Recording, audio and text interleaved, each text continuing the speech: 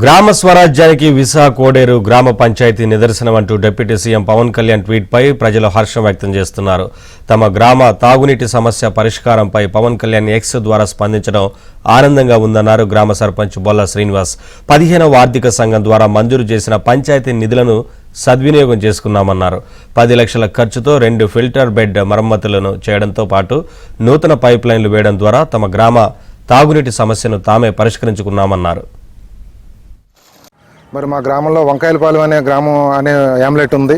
మరి అది జిఎన్వి కెనాల్కి దాదాపు 3 కిలోమీటర్ల దూరంలో ఉండడం వల్ల వాటర్ పొల్యూషన్ అనేది బాగా ఎక్కువగా ఉంది. అటువంటి పరిస్థితుల్లో అక్కడ మంచినీరు రక్షిత మంచినీరు ఇవ్వాలనే ఉద్దేశంతో మరి ఈ మధ్యనే 15th ఫైనాన్స్ ద్వారా దాదాపు సుమారు 10 లక్షల రూపాయలు ఖర్చు పెట్టి మరి 2 ఫిల్టర్ బెడ్లు, అదేవిధంగా అధునాతన టెక్నాలజీతో ఆలం ట్రీట్మెంట్ ప్లాంట్ను కూడా మేము ఏర్పాటు చేయడం జరిగింది.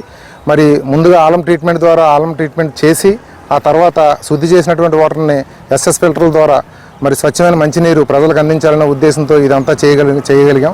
మరి ఇదంతా కూడా 15th ఫైనాన్స్ నిధులు నేరుగా పంచాయతీకి రావడం వల్ల మేము చేయగలుగుతున్నాం. ఇప్పుడు ఇచ్చిన 15th ఫైనాన్స్ నిధులతోటి మా గ్రామ సర్పంచ్ గారు బొల్ల శ్రీనివాస్ గారు ఏం చేశారంటే ఆ 15th ఫైనాన్స్ నిధులు తీసుకొచ్చి న్యూ మోడల్ టెక్నాలజీ దీన్ని యూజ్ చేసుకుంటే బాగుంటుందని చెప్పేసి అండి పైప్ లైన్ ద్వారా 400 మీటర్లు రన్నింగ్ వాటర్ పైప్ లైన్లో నడుస్తుందండి. 1 లక్ష వాటర్ మేము పంపించే టయానికి 8 గంటల టైం పడుతుందండి.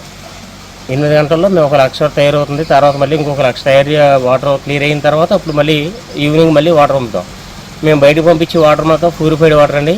దాంట్లో ఎటువంటి ఇబ్బంది ఏం లేదు. తాగి యూజ్ చేసుకుంటే మాత్రం